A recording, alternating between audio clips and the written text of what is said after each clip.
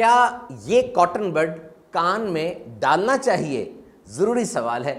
پہلے کان کے بارے میں کچھ دلچسپ معلومات سنتے ہیں، پھر اس کا جواب لیں گے۔ کان کے دو اہم کام ہیں، سننا اور جسم کا توازن یعنی بیلنس قائم رکھنا۔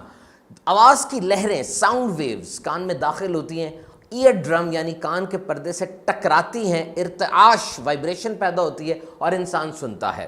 اللہ تعالیٰ کی کمال قدرت کا شاہکار دیکھیے، کان میں ایک ہڈی ہوتی ہے جسے سٹیپس کہا جاتا ہے۔ اس کا سائز صرف 3x5 ملی میٹر ہے، اتنی چھوٹی سی ہڈی ہے، اور اگر اسے کچھ ہو جائے تو انسان کی نہ صرف سننے کی صلاحیت متاثر ہوتی ہے بلکہ اس کا توازن بھی خراب ہو جاتا ہے۔ کان کا سب سے اندر والا حصہ جسے انر ایئر یا لیبرنتھ کہا جاتا ہے، یہاں سننے والا کام ہوتا ہے اور توازن بیلنس والا بھی۔ اکثر لوگ شکایت کرتے ہیں نا کہ جی سر بہت چکراتا رہتا ہے، زمین گھومتی ہوئی نظر آتی ہے، صحیح کھڑا نہیں ہوا جاتا۔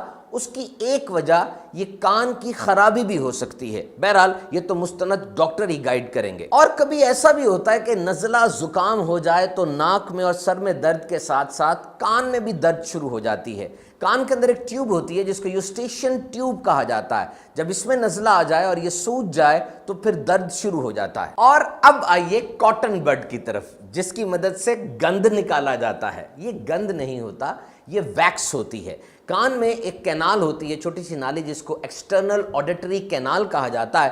اس میں سے سیکریشنز یعنی مواد نکلتا ہے، اور یہ بہت امپورٹنٹ ہے ویکس، کیونکہ یہ کان کو گیلا رکھتی ہے، سوکھنے سے بچاتی ہے، خارش سے بچاتی ہے، کان کو انفیکشن سے بچاتی ہے، اور سب سے بڑھ کر یہ کان اور بیرونی دنیا کے درمیان ایک ڈھال ہے۔ کان کے امراض کے ماہرین ENT اسپیشلسٹ کے مطابق کاٹن بڈ کان میں نہیں ڈالنا چاہیے۔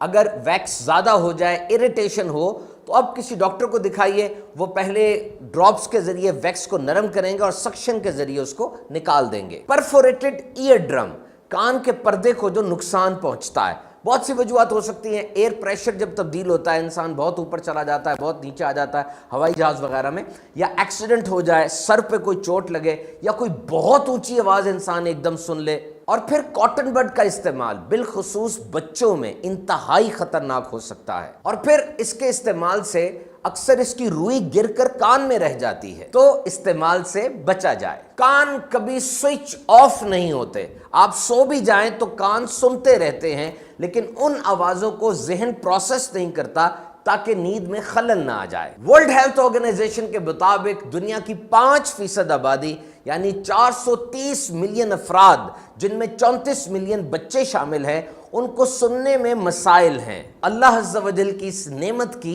قدر کیجئے۔